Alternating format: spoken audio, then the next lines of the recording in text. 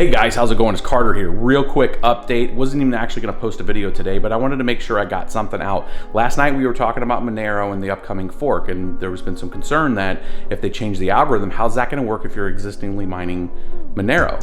Well, we got an answer back on Twitter from Ricardo here, as you're seeing right here on the screen right now, that they're making some tweaks to it, but when this thing launches, they're going to have miner support right out of the gate. So when we find out the absolute details to it, any configuration changes and all that, stay tuned to Bits Be Trippin'. We're going to go ahead and make sure that you guys have that information the second that it drops. So if there's binary changes, if there's any kind of configuration, we are going to bring that to you. But there is a second, that's the next confirmation here that Monero is making those changes, and they're going to make sure that mining is supported right when they go live. So stay tuned. Real quick update. I told you 1 minute.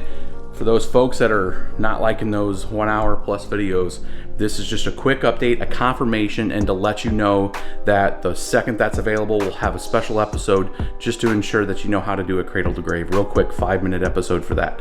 So thanks for doing what you guys do. It's a Friday. We're going to do some Twitch stream later on tonight. Stay tuned.